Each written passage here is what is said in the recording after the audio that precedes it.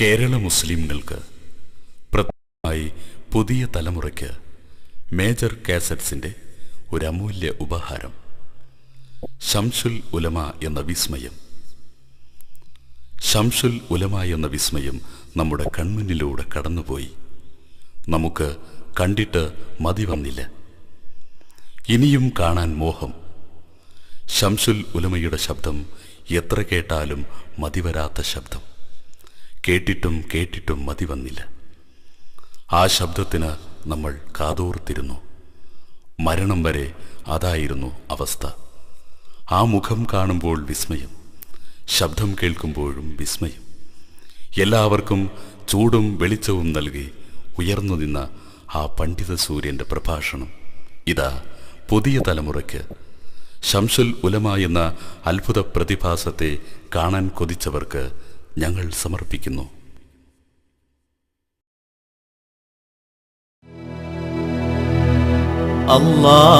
അല്ലാഹു അക്ബർ, അല്ലാഹു അക്ബർ, അല്ലാഹു അക്ബർ. ലാ ഇലാഹ ഇല്ലല്ലാഹു അല്ലാഹു അക്ബർ. അല്ലാഹു അക്ബർ വലില്ലാഹിൽ ഹംദ്. അല്ലാഹു അക്ബർ, അല്ലാഹു അക്ബർ, അല്ലാഹു അക്ബർ. ലാ ഇലാഹ ഇല്ലല്ലാഹു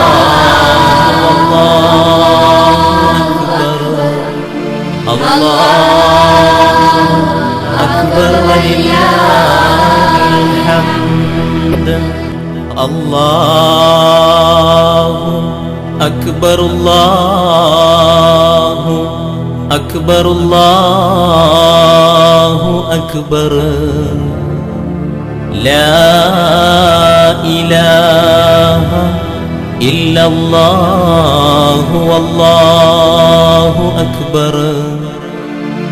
അല്ലാഹു അക്ബർ വലില്ലാഹിൽ ഹംദ്. അല്ലാഹു അക്ബർ, അല്ലാഹു അക്ബർ, അല്ലാഹു അക്ബർ. ലാ ഇലാഹ ഇല്ലല്ലാഹു അല്ലാഹു അക്ബർ വലില്ലാഹിൽ ഹംദ്. അല്ലാഹു അക്ബർ, അല്ലാഹു അക്ബർ, അല്ലാഹു അക്ബർ. ലാ ഇലാഹ ഇല്ലല്ലാഹു അല്ലാഹു അക്ബർ. അല്ലാഹു അക്ബർ വലില്ലാഹിൽ ഹംദ്. അല്ലാഹു അക്ബർ, അല്ലാഹു അക്ബർ, അല്ലാഹു അക്ബർ. ലാ ഇലാഹ ഇല്ലല്ലാഹു അല്ലാഹു അക്ബർ വലില്ലാഹിൽ ഹംദ്. അല്ലാഹു അക്ബർ കബീറ വൽഹംദുലില്ലാഹി കസീറ വസുബ്ഹാനല്ലാഹി ബുക്റതൻ വഅസീല. ലാ ഇലാഹ ഇല്ലല്ലാഹു അല്ലാഹു അക്ബർ. അല്ലാഹു അക്ബർ വലില്ലാഹിൽ ഹംദ്.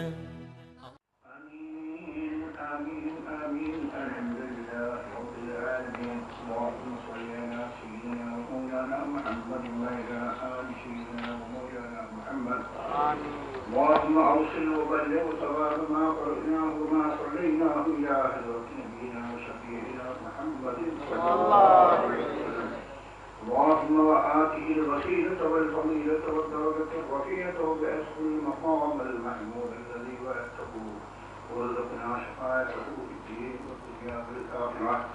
اللهم ثم إلى حضرات أرواح آبائه وإخوانه من الأنبياء والمرسلين صلوات الله تعالى وسلامه إلى كل واحد منهم أجمعين.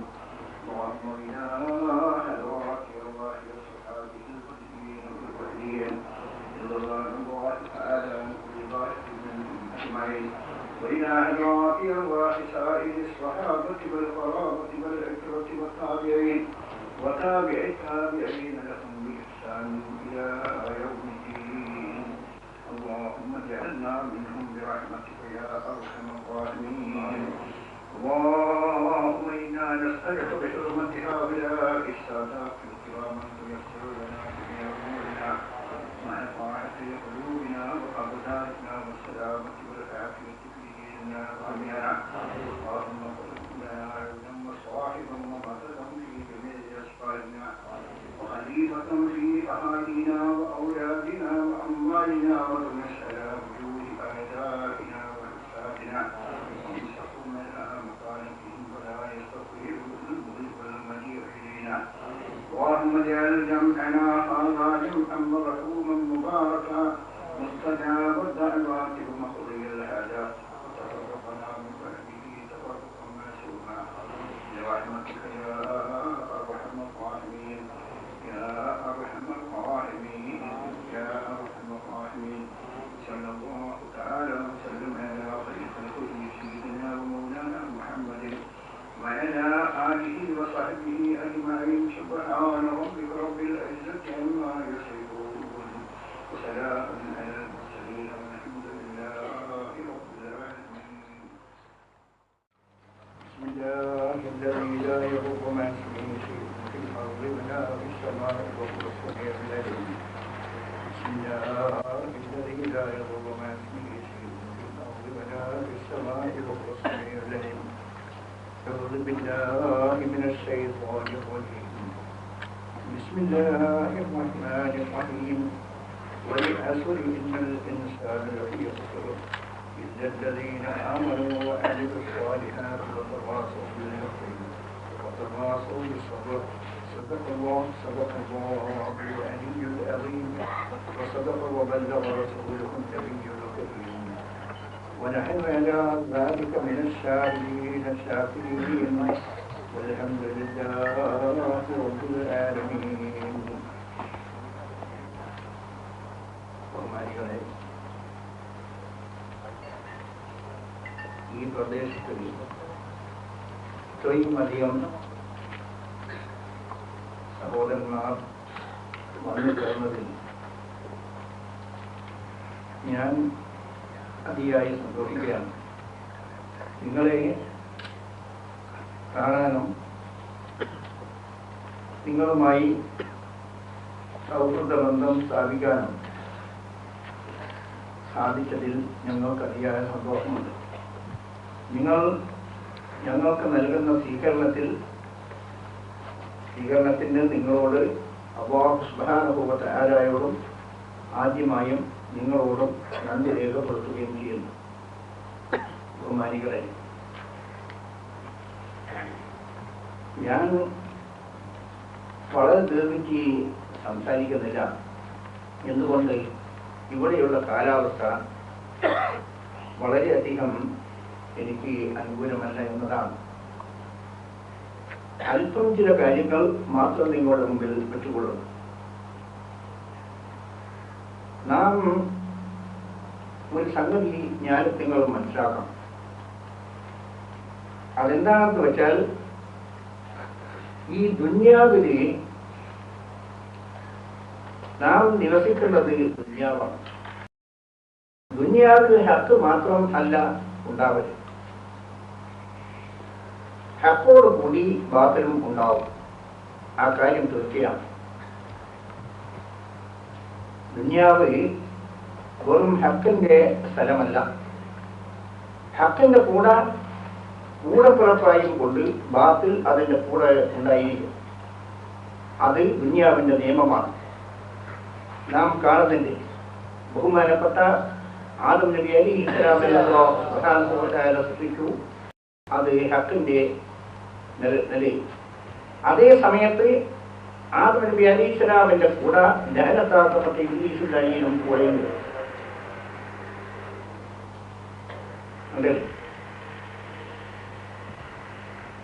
അവന്റെ സന്താനങ്ങളും ഉണ്ട്. അവന്റെ സന്താനങ്ങൾ എന്നാൽ പരിശുദ്ധ ഖുർആൻ പറയുന്ന മിനൽ ജിന്നത്തി വന്നാസ് എന്ന് പറഞ്ഞിട്ടുണ്ട്. അവന്റെ സന്താനങ്ങൾ ജിന്ന് വർഗത്തിലും ഉണ്ട്, മനുഷ്യവർഗത്തിലും ഉണ്ട് എന്ന് പരിശുദ്ധ ഖുർആൻ പറയുന്നുണ്ട്. അവന്റെ സന്തതികളെ പറ്റി മിനൽ ജിന്നത്തി വന്നാസ് പരിശുദ്ധ ഖുർആന്റെ അവസാന സൂറത്തിൽ ആ കാര്യം വ്യക്തമായി അറിയിച്ചിട്ടുണ്ട്. അതായത് ഹക്കിന്റെ കൂടെ ഏത് സമയത്തും ബാത്തിൽ ഉണ്ടാകും. അതിനെ വേർതിരിച്ച് മനസ്സിലാക്കൽ ആണ് ഒരു മുസ്ലിമിന്റെ ഒരു മുഅ്മിന്റെ ചുമതല. ഒരു മുഅ്മിന്റെ ചുമതല ഹക്കിനോട് കൂടെയുള്ള ബാത്തിലിനെ വേർതിരിച്ച് മനസ്സിലാക്കി ഹക്ക് അനുസരിച്ച് പ്രവർത്തിക്കുക എന്നത് ഒരു മുഅ്മിന്റെ ചുമതലയാണ്. വെറും ഹക്ക് മാത്രമാണെങ്കിൽ ഇത് ദുനിയാവല്ല, വെറും ബാത്തിൽ മാത്രമാണെങ്കിലും ഇത് ദുനിയാവല്ല. ആലോചിച്ച് നോക്കൂ, ഹക്ക് എവിടെയുണ്ട്, ഏത് ഭാഗത്തുണ്ട്, അതിൻ്റെ കൂടെ ബാത്തിലിനെ കാണാൻ കഴിയും. ബാത്തിൽ കാണുന്നില്ലെങ്കിൽ അത് ഹക്കല്ല എന്നാണ് അതിനർത്ഥം. അതിൻ്റെ കൂടെ ഒരു ബാത്തിലിനെ കാണുന്നില്ലെങ്കിൽ അത് ഹക്കല്ല. ബഹുമാനപ്പെട്ട അഷ്റഫുൽ ഖൽഖ് നബി സല്ലല്ലാഹു അലൈഹി വസല്ലം തങ്ങൾക്ക് പരിശുദ്ധ ഖുർആൻ അവതരിച്ചു. അതിൻ്റെ ഒന്നാമത്തെ സൂറത്തുൽ ബഖറ, അതിൽ തന്നെ ആദ്യമായി വിവരിക്കുന്നത് മനുഷ്യവംശം, മനുഷ്യവർഗം 3 വിഭാഗമുണ്ടെന്നാണ്. ആദ്യത്തെ വിവരം മനുഷ്യവർഗം 3 വിഭാഗമാണ്. ഒന്ന് ഖാലിസ് മുഅ്മിൻ, മറ്റൊന്ന് ഖാലിസ് കാഫിർ, മൂന്നാമത് മുനാഫിഖ്, രണ്ടിൽ നിന്നും അല്പസ്വല്പം മിക്സ് ചെയ്തുണ്ടാക്കുന്ന മുനാഫിഖ്. ഈ 3 വർഗം ഒഴിച്ചുകൂടാത്തതാണ് എന്ന് പരിശുദ്ധ ഖുർആൻ സൂറത്തുൽ ബഖറ വളരെ വ്യക്തമായ നിലക്ക് നമുക്ക് മുന്നറിയിപ്പ് നൽകിയിട്ടുണ്ട്. അത് സൂക്ഷിച്ച് മനസ്സിലാക്കാൻ ഉള്ള ആഹ്വാനവും ചെയ്തിട്ടുണ്ട്. ഈ നിയമത്തിന് ഒരു സ്ഥലത്തും തന്നെ യാതൊരു നിലക്കും ഉള്ള വ്യത്യാസം നമുക്ക് കാണാൻ കഴിയും. ബഹുമാനപ്പെട്ട നബി സല്ലല്ലാഹു അലൈഹി വസല്ലം തങ്ങളുടെ നുബുവത്ത് എത്ര ശക്തിമത്തായ നുബുവത്താണ്, എത്ര ശക്തിമത്തായ ദൃഷ്ടാന്തങ്ങളോടുകൂടിയാണ് നബി സല്ലല്ലാഹു അലൈഹി വസല്ലം തങ്ങളുടെ ആഗമനം. എത്ര ശക്തിമത്തായ ദൃഷ്ടാന്തങ്ങളോടുകൂടിയാണ് എന്ന് ഞാൻ അത് കൂടുതൽ വിവരിക്കുന്നില്ല. നമുക്കറിയാം ആ കാര്യം. എത്രയോ ശക്തിമത്തായ ദൃഷ്ടാന്തങ്ങളോടുകൂടിയാണ് നബി സല്ലല്ലാഹു അലൈഹി വസല്ലം തങ്ങളുടെ വരവ്. പക്ഷേ അതേ സമയത്ത് നബി സല്ലല്ലാഹു അലൈഹി വസല്ലം തങ്ങളുടെ ഹദ്റത്തിൽ തന്നെ മുനാഫിഖ് എന്ന വിഭാഗം ആ ഹദ്റത്തിൽ തന്നെ ഉണ്ടായിരുന്നു. മുനാഫിഖ് അബ്ദുല്ലാഹ് ഇബ്നു ഉബയ്യ് ഇബ്നു സലൂൽ അതിന്റെ നേതാവുമായിരുന്നു. കണ്ടോ, അങ്ങനെ ഉണ്ടായിരുന്നു എന്ന് മാത്രം അല്ല, അവർ എന്ത് ചെയ്തു എന്നാൽ നബി സല്ലല്ലാഹു അലൈഹി വസല്ലം തങ്ങളുടെ മസ്ജിദ്, പള്ളി, ആ പള്ളി മസ്ജിദുൻ നബവി, അതിന്റെ എതിരായും കൊണ്ട് ഒരു മസ്ജിദ്, ഒരു പള്ളി തന്നെ നിർമ്മിച്ചു. പരിശുദ്ധ ഖുർആൻ അതിനെ പറ്റി നമ്മളുടെ മുമ്പിൽ സമർപ്പിച്ചിട്ടുണ്ട്. വല്ലദീന തഖദൂ മസ്ജിദൻ ദിറാറൻ വകുഫറൻ വതഫരീഖൻ ബൈനൽ മുഅ്മിനീന ഇർസാദൻ ലിമൻ ഹാറബ അല്ലാഹു വറസൂലഹു എന്ന് പറഞ്ഞുകൊണ്ട് ആലോചിച്ച് നോക്കൂ. അതിൽ ആശ്ചര്യപ്പെടാനില്ല. കാരണം എന്തുകൊണ്ട് ആശ്ചര്യപ്പെടാൻ ഇല്ല എന്ന് പറഞ്ഞാൽ അത് നിയമമാണ്, ഈ ലോകത്തിന്റെ നിയമമാണ്. ഒന്നും അതിൽ ആശ്ചര്യപ്പെടാൻ ഇല്ല. ഒരവസരത്തിൽ ബഹുമാനപ്പെട്ട അമീറുൽ മുഅ്മിനീൻ ഉമർ ഫാറൂഖ് റളിയല്ലാഹു തആല നബി സല്ലല്ലാഹു അലൈഹി വസല്ലം തങ്ങളോട് സമ്മതം ചോദിച്ചുകൊണ്ട് ആവശ്യപ്പെട്ടു, ദൈനി അദ്രിബു ഉനഖ ഹാദൽ മുനാഫിഖ്, ഞാൻ ഈ മുനാഫിഖിന്റെ തല വേർപെടുത്താൻ എനിക്ക് അനുവാദം നൽകണമെന്ന് ബഹുമാനപ്പെട്ട അമീറുൽ മുഅ്മിനീൻ ഉമർ റളിയല്ലാഹു തആല തങ്ങൾ ആവശ്യപ്പെടുകയുണ്ടായി. നബി സല്ലല്ലാഹു അലൈഹി വസല്ലം അതിന് അനുവദിച്ചില്ല. കാരണം അത് നിയമമാണ്, ഈ ലോകത്തിന്റെ നിയമമാണ്. ചിന്തിച്ച് നോക്കാം. ആശയപ്പെടാനില്ല. ബഹുമാനപ്പെട്ട സമസ്ത കേരള ജമിയത്തുൽ ഉലമ ആലോചിച്ച് നോക്കൂ നിങ്ങളത് അതിനെപ്പറ്റി. ഈ കേരളക്കരയിൽ മുസ്ലിം സമുദായത്തിന് നേതൃത്വം നൽകിയിരുന്നത് ബഹുമാനപ്പെട്ട പൊന്നാരി മഖ്ദൂമിങ്ങൾ ആയിരുന്നു. ഏറ്റവും വലിയ മഹാന്മാർ. പൊന്നാരിയിൽ നിന്ന് ഒരു മതവിധി പുറപ്പെട്ടു കഴിഞ്ഞാൽ അതിനെ ചോദ്യം ചെയ്യാൻ ആരും ഉണ്ടായിരുന്നില്ല. അത്ര വലിയ മഹാത്മാ, വലിയ ആയിരിക്കും, വലിയ മഹാത്മാ. പക്ഷേ ഞാൻ ആദ്യം നിങ്ങളോട് അറിയിച്ച ക്രമത്തിൽ ഏത് സാഹചര്യത്തിനും ഇവിടെ ഒരു എതിർ വിഭാഗം ഉണ്ടാകും. അങ്ങനെ അല്പകാലം കഴിഞ്ഞപ്പോൾ മഖ്ദൂം തറവാട് ക്ഷയിച്ചു. അത് ക്ഷയിച്ച ആ സമയത്ത് ബഹുമാനപ്പെട്ട വലിയുള്ളാഹി മഹാനായ വരക്കൽ മുല്ലക്കോയ തങ്ങളവർ ഏറ്റവും വലിയ ആരിഫും കുത്തുബ് സമാനുമാണ്.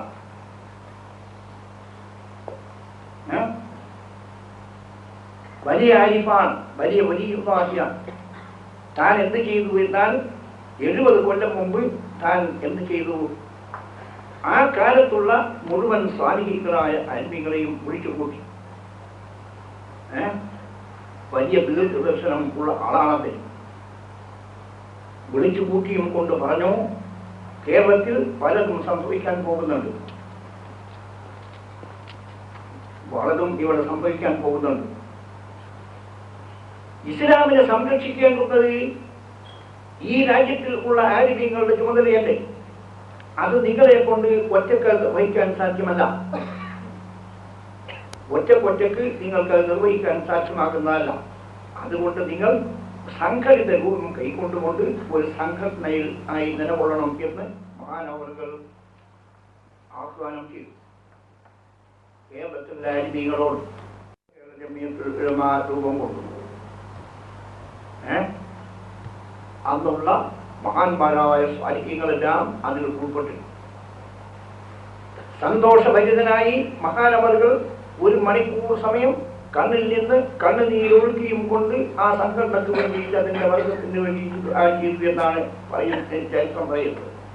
അവിടെ ഉണ്ടായിരുന്നവരുടെ നിന്ന് മനസ്സിലാക്കാൻ കഴിയുന്നത്. ആ നിലക്കുള്ള മഹത്തായ സംഘടന നോക്കൂ. ആ സംഘടന അവിടുന്ന് ദീർഘദർശനം ചെയ്ത ക്രമത്തിൽ തന്നെ കേരളത്തിൽ എന്തെല്ലാം ചെയ്തു, എന്തെല്ലാം സേവനങ്ങൾ ചെയ്തു നിങ്ങളൊന്ന് ചിന്തിച്ച് നോക്കണം. കേരളത്തിൽ അഹ്ലുസുന്നത്ത് വൽ ജമാഅത്തിന് വിരുദ്ധമായി ഏതെല്ലാം പാർട്ടികൾ കേരളത്തിൽ വന്നോ അതിനെ സംബന്ധിച്ചെല്ലാം തന്നെ മുസ്ലിം പൊതുജനങ്ങൾക്ക് അറിവ് നൽകി. അഹ്ലുസുന്നത്ത് വൽ ജമാഅത്ത് ഇന്നതാണെന്നും അതിൽ അടിയുറച്ച് നിലകൊള്ളൽ ആവശ്യമാണെന്നും അഹ്ലുസുന്നത്ത് വൽ ജമാഅത്തിന് വിരുദ്ധമായ കക്ഷികൾ ആ കക്ഷികളുടെ നിലപാടിച്ചതാണെന്നും മുസ്ലിം പൊതുജനങ്ങൾക്ക് മനസ്സിലാക്കി കൊടുത്തു. ആരാണ് ചെയ്തത്? സമസ്ത കേരള ജമിയത്തുൽ ഉലമയാണ്. മഹാനവറുകൾ പറഞ്ഞ ക്രമത്തിൽ പരിശുദ്ധ ഇസ്ലാമിന്റെ യഥാർത്ഥ രൂപം തള്ളി പറഞ്ഞുകൊണ്ടുള്ള എത്രയോ കള്ളശൈഖന്മാരെ കേരളത്തിലുണ്ട്. തനി ഹൈന്ദവ സിദ്ധാന്തവുമായി കേരളത്തിൽ കുറെ കള്ളശൈഖന്മാരും അദ്വൈത സിദ്ധാന്തങ്ങൾ, പുനർജന്മവാദം, ഈ നിലക്കുള്ള സിദ്ധാന്തങ്ങളുമായി കള്ളശൈഖന്മാരെ കേരളത്തിൽ വന്നു. ആ കള്ളശൈഖന്മാരെ എല്ലാം തന്നെ നിരക്ക് നിർത്താനും അതിന്റെ പൊള്ളത്തരം ജനങ്ങളെ മനസ്സിലാക്കി കൊടുക്കാനും സമസ്ത കേരള ജമിയത്തുൽ ഉലമക്ക് സാധിക്കും. അതല്ലാതെ സമസ്ത കേരള ജമിയത്തുൽ ഉലമയല്ലാതെ മറ്റൊരു സംഘടനയും ആ നിലക്കുള്ള പ്രവർത്തനങ്ങൾ കേരളത്തിൽ നടത്തിയിട്ടില്ല. നിങ്ങൾ ചിന്തിച്ച് നോക്കിയാൽ നിങ്ങൾക്ക് മനസ്സിലാക്കാൻ കഴിയും. വേണമെങ്കിൽ സമസ്തയിലെ വിരോധികൾ ആ കള്ളശൈഖന്മാരെയും കൂട്ടിപ്പിടിച്ചുകൊണ്ട് സമസ്തയെ എതിർക്കാൻ പിടിയുകയാണ് ആ കാലത്തൊക്കെ ചെയ്തത്. ആലോചിച്ച് നോക്കൂ. തനി ഹൈന്ദവ സിദ്ധാന്തങ്ങളായ അദ്വൈത സിദ്ധാന്തങ്ങളും പുനർജന്മവാദവുമായി വരുന്ന കള്ളശൈഖന്മാരെയും കൂട്ടുപിടിച്ച് സമസ്തയെ എതിർക്കാൻ വേണ്ടിയിട്ട് ഒരുപ്പെട്ടു എന്നത് പരമാർത്ഥമാണ്. ഞാൻ അവരുടെ പേരുകൾ നിങ്ങളുടെ മുമ്പിൽ വെക്കുന്നതില്ല കേട്ടോ. ഇതെല്ലാം തന്നെ മഹാനവറുകൾ ദീർഘദർശനം ചെയ്ത് ഉണർത്തിയിട്ടുള്ളതിന്റെ ഫലമാണ്. ദുആ ചെയ്തതിന്റെ ആ ദുആയുടെ ബർക്കത്തും ആണ്. ആ നില നോക്കൂ നിങ്ങൾ. ഇന്ത്യക്ക് സ്വാതന്ത്ര്യം കിട്ടിയ ശേഷം സ്കൂളുകളിൽ വെച്ച് മതപഠനം പാടില്ല എന്ന് പാസ്സാക്കി കേരളത്തിൽ മദ്രാസ് പ്രസിഡന്റ്. അത് അനുഗ്രഹമാക്കി തീർത്തു സമസ്തകളെയും ഏറ്റുൽപ്പനമാണ്. ആ പ്രഖ്യാപനം ഒരു അനുഗ്രഹമാക്കി സമുദായത്തിന് എല്ലാ പ്രദേശങ്ങളിലും മദ്രസ കെട്ടിടങ്ങൾ ഉയർന്നു. സ്കൂളിൽ മതപഠനം പാടില്ല എന്ന് പാസാക്കിയതിന്റെ ഫലമാണ്. പാടില്ല എന്ന് പാസാക്കിയത് കൊണ്ട് മതപഠനം വേണ്ട എന്നല്ല, മതപഠനത്തിന് പ്രത്യേക കേന്ദ്രങ്ങൾ ഉണർന്നു. എൻ്റെ മാന്യ സ്നേഹിതൻ മാൻ മുസ്ലിയാർ നിങ്ങൾ പറഞ്ഞത് നിങ്ങൾ ഓർക്കുന്നുണ്ടല്ലോ. 6000-ൽ പരം മദ്രസകളിൽ ഇന്ന് അംഗീകരിക്കപ്പെട്ട രീതിയിൽ 6000-ൽ പരം മദ്രസകളിൽ സമസ്തയുടെ കീഴിൽ വിദ്യാഭ്യാസ ബോർഡിന്റെ കീഴിൽ ശരിക്കും മുറച്ച് പ്രവർത്തിച്ചുകൊണ്ട് നിൽക്കുകയും ആണ്. അതിന് യഥാർത്ഥത്തിൽ എത്ര ചെലവ് വരും? അതിന്റെ മെയിൻ്റനൻസ്, അതിന്റെ നിലനിർത്താൻ വേണ്ടി എത്ര ഭാരിച്ച ചുമതലയാണ് അതിന് വേണ്ടി വരുന്നത് എന്നുള്ളത് നിങ്ങൾ ആലോചിച്ച് നോക്കിയാൽ നിങ്ങൾക്കറിയാം. ഒരു സ്ഥലത്തും ഒരു ഭിന്നിപ്പും ഇല്ലാതെ വന്നു. ഒരു അല്പനിമിഷത്തേക്ക് നിങ്ങൾ അല്പം ചിന്തിക്കണം. ഇതെല്ലാം എത്ര മഹത്തായ സേവനങ്ങളാണ് എന്ന് നിങ്ങൾ ആലോചിച്ച് നോക്കിയാൽ നിങ്ങൾ മനസ്സിലാക്കാൻ കഴിയും. ചിട്ടയോട് കൂടിയുള്ള സമസ്തകളുടെയും ഏറ്റുടമയുടെയും ഈ ഘടകങ്ങളുടെയും നടത്തിപ്പാണ് അതിന് കാരണം. അങ്ങനെ ഈ മഹത്തായ സമസ്തയുടെ ഈ നേട്ടം, ആ നേട്ടം കണ്ട് അസൂയാലുക്കളായ ചില ജനങ്ങൾ തലവും. കാരണം ഞാൻ മുമ്പ് പറഞ്ഞതനുസരിച്ച് ഈ ലോകത്തിൽ ഉള്ള ബാത്തിൽ, ആ ബാത്തിൽ തലമുക്കൽ ഹസദിൽ നിന്നാണ്. ഏത് ബാത്തിലാവട്ടെ ആ ബാത്തിൽ തലമുക്കാൻ അതിന്റെ ബുദ്ധി ഹസദാണ്. ആലോചിക്കുന്നു, ഏത് ബാത്തിലായി ആ ബാത്തിലിന്റെ തലമുക്കാൻ ഉള്ള അസിൽ ബുദ്ധി, ആ ബുദ്ധി എന്തായിരിക്കും എന്നാൽ ഹസദ്. ബഹുമാനപ്പെട്ട ആദം നബി അലൈഹി ഇസ്ലാമിനെ അല്ലാഹു സുബ്ഹാനഹു വ തആല നുബുവത്ത് നൽകി ബഹുമാനിച്ചു. ആ കാര്യത്തിൽ ജാനത്താക്കപ്പെട്ട ഇബ്ലീസിന്റെ അതിനെ ഹസദായി. അന ഖൈറുൻ മിൻഹു, ഞാനാണ് യോഗ്യൻ പറഞ്ഞോ കണ്ടോ, ഞാനാണ് അതിന്റെ യോഗ്യൻ. ഹസദ്. ബഹുമാനപ്പെട്ട അഷ്റഫുൽ ഖൽഖ് നബി സല്ലല്ലാഹു അലൈഹി വസല്ലം പരിശുദ്ധ മദീനയിൽ വന്നു. അങ്ങനെ വരുന്നതിന് മുമ്പ് തന്നെ അബ്ദുല്ലാഹ് ഇബ്നു ഉബയ്യിനെ ആ രാജ്യക്കാർ ഔസ് ഖസ്റജ് ഗോത്രങ്ങളിൽ രാജസ്ഥാനം നൽകി, നേതൃസ്ഥാനം നൽകി, മുടി ചൂടാൻ കിരീടം വെക്കാൻ ഒരുപ്പെട്ടതായിരുന്നു. നബി സല്ലല്ലാഹു അലൈഹി വസല്ലം പരിശുദ്ധ മദീനയിൽ വന്നപ്പോൾ അവനെ അത് സൗകര്യപ്പെട്ടില്ല. അത് കാരണമായി ഹസദായി. കണ്ടോ, അങ്ങനെ ലോകത്തിൽ ഏത് സാധനം ബാത്തിൽ, ഏത് ബാത്തിൽ അതിന്റെ വൃത്തി ഹസദായി. പക്ഷേ നാം അതിനെ എതിർത്തിട്ട് കാര്യമില്ല. കാരണം അത് ലോകത്തിന്റെ നിയമമാണ്. എതിർത്തിട്ട് ഒരു കാര്യമില്ല. അല്ലാഹു സുബ്ഹാനഹു വ തആല ഇബ്ലീസിനെ ശ്രദ്ധിക്കാതിരുന്നുകൂടെ? ചെയ്യാം. പക്ഷേ ഈ ലോകത്തിന്റെ ഘടന ആ രീതിയിൽ അല്ല. അതുകൊണ്ട് അവനെ സൃഷ്ടിച്ചതാണ്. അബ്ദുല്ലാഹ് ഇബ്നു ഉബയ്യ് അവന്റെ പ്രവർത്തനങ്ങളെ കൊണ്ട് നബി സല്ലല്ലാഹു അലൈഹി വസല്ലമനെ വല്ല മംഗലവും സിദ്ധിച്ചോ? ഒന്നും സിദ്ധിച്ചിട്ടില്ല, സിദ്ധിക്കുകയുമില്ല. ആലോചിച്ച് നോക്കാം. അതേ നിരക്ക് സമസ്ത കേരള ജമിയത്തുലമയുടെ ഈ മഹത്തായ പ്രവർത്തനത്തിൽ അസൂയപ്പൂണ്ട് ചില ആളുകൾ എന്ത് ചെയ്തു? ഒരു എതിർ സംഘടന രൂപീകരിച്ചു. അഖില കേരള ജമിയത്തുൽ ഉലമ എന്നൊരു എതിർ സംഘടന. അതിന് കുറെ നേതാക്കൾ, അന്ന് അറിയപ്പെട്ട വലിയ നേതാക്കളാണ് അവര്. ദൈവമന്ദിരം മറ്റും പോയി പാസ്സായി ഇവിടെ വന്ന് വേലൂരിലൊക്കെ മുദ്ദരിസായി ഒക്കെ ഉള്ള ആളുകളാണ്. അതെന്താ, ഞാനൊരു കാലത്ത് വേലൂർ മുദ്ദരിസായിരുന്നു. അപ്പോ വേലൂർ മുദ്ദരിസായ ആൾ എൻ്റെ വേറെ ഉണ്ട് എന്ന് വരുത്താൻ എന്തെങ്കിലും നോക്കണം. അങ്ങനത്തെ ആളുകൾ ആയിരുന്നു യഥാർത്ഥത്തിൽ അതിൻ്റെ നേതൃസ്ഥാനം. പക്ഷേ അത് മുന്നോട്ട് പോയില്ല. ഞങ്ങൾക്ക് യാതൊരു ഭയവുമില്ല അതിനെ സംബന്ധിച്ച്. കാരണം എന്താണ്, നിയമം ആണ്. അല്ലാഹുവിന്റെ നിയമം ഈ ലോകത്തിൽ പ്രവർത്തിക്കും എന്നുള്ളത് തീർച്ചയാണ്. അതിനെ തടസ്സം ചെയ്യാൻ നമുക്ക് സാധ്യമല്ല, ആർക്കും സാധ്യമല്ല.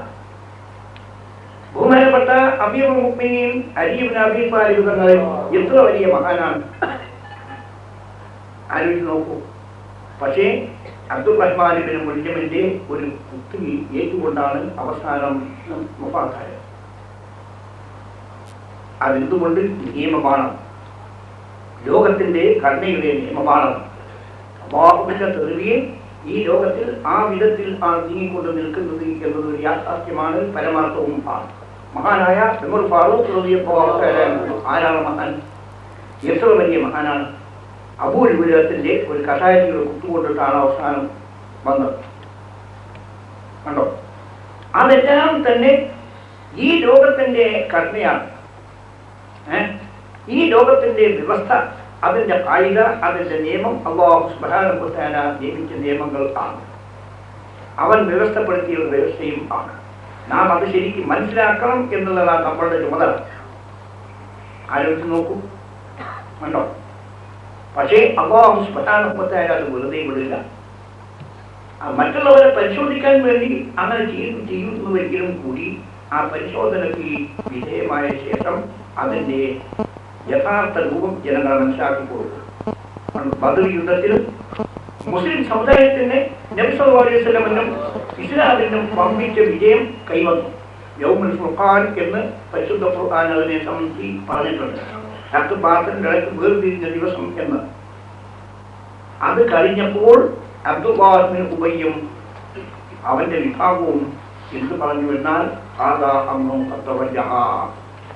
ഇനി നല്ലതാണ് എന്ന് മനസ്സിലാക്കി പറഞ്ഞു കൊണ്ടിട്ട് പ്രഖ്യാപിച്ചുകൊണ്ട് ഇസ്ലാമിന്റെ അടിയിൽ പ്രവേശിക്കാൻ ചെയ്തത്. നബി സല്ലല്ലാഹു അലൈഹി വസല്ലം തടഞ്ഞില്ല, തടയാൻ നിയമമില്ല. തന്നെ അതാണ് നിയമം.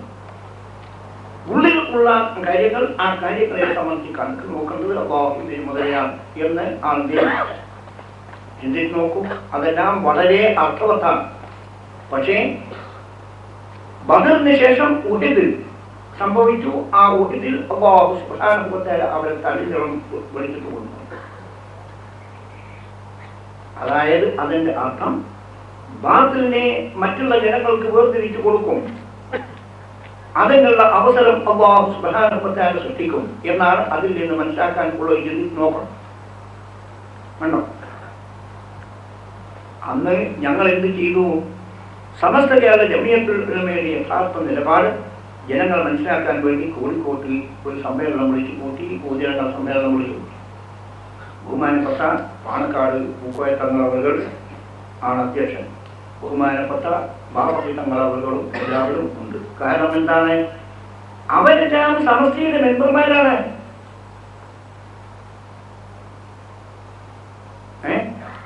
സമസ്തയുടെ വർക്കിംഗ് കമ്മിറ്റി മെമ്പർമാരാണ് അവർ.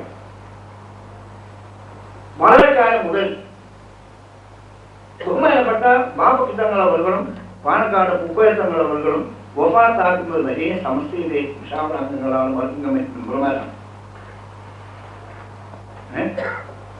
ഈ യാഥാർത്ഥ്യങ്ങളിൽ അധിക ആളുകൾക്കും അറിയില്ല.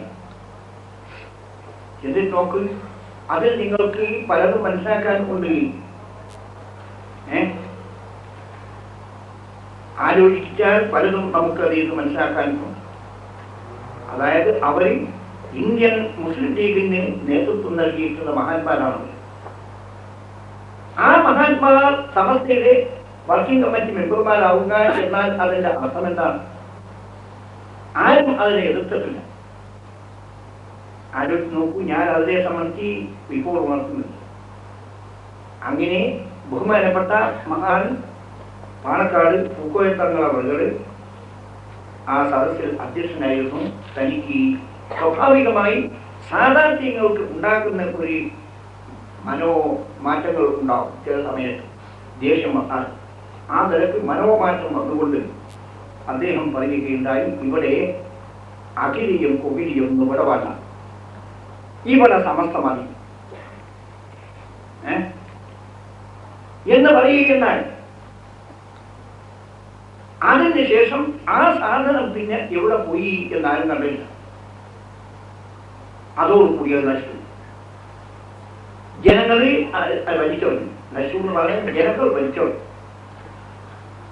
ആലോചിച്ച് നോക്കണം. പക്ഷേ അതിലുണ്ടായിരുന്ന ചില കുട്ടികൾ, അതിൽ പ്രവർത്തിച്ചിരുന്ന ചില കുട്ടികൾ, ആ കുട്ടികൾക്ക് പിന്നെന്താണ് എങ്ങുമില്ലാതെ അബ്ദുല്ലാഹിബ്നു ഉബയ്യും വിഭാഗവും ഇസ്ലാമിൽ പ്രവേശിച്ച മാതിരി അവരെന്ത് ചെയ്തു എന്നാൽ മലരുടെ ആ മനസ്സോട് കൂടി അവരെന്ത് ചെയ്തു, സമസ്തകളുടെ മേലെ അണിയിലേക്ക് വന്നു. വന്നാൽ തടയേണ്ടതില്ലല്ലോ. അബ്ദുല്ലാഹിബ്നു ഉബയ്യ നബി സല്ലല്ലാഹു അലൈഹി വസല്ലം തടഞ്ഞിട്ടില്ലല്ലോ. ആലോചിച്ച് നോക്കൂ. അങ്ങനെ തടഞ്ഞില്ല. പക്ഷേ അന്ന് തലമുതിർന്ന സമസ്തയിൽ ഉള്ള നേതാക്കൾ പറഞ്ഞിട്ടുണ്ട്, ആ കുട്ടികൾ ഐക്യങ്ങളുടെ പ്രവർത്തനങ്ങൾ സൂക്ഷിക്കണം. അവർ സമസ്തത്തിൽ കേടുവഴി ദുഷ്പേര് ഉണ്ടാക്കി തീർക്കും. അവരുടെ സ്ഥിതി അതാണെന്ന് അവരെ പറ്റി പരിചയമുള്ളവർ അന്ന് ഉണർത്തിയിട്ടുണ്ടായിരുന്നു. ഏതുപോലെ മഹാനായ അമീറുൽ മുഅ്മിനീൻ ഫാറൂഖ് തങ്ങളും മറ്റുള്ളവരും അബ്ദുല്ലാഹിബ്നു ഉബയ്യിനെ സംബന്ധിച്ച് മറ്റും ഉണർത്തിയ ക്രമത്തിൽ ഉണർത്തിയിട്ടുണ്ടായിരുന്നു. ശരി, നോക്കാം എന്നുള്ള നിലയ്ക്ക് അവർ സമസ്തയിൽ അംഗങ്ങളായ 1972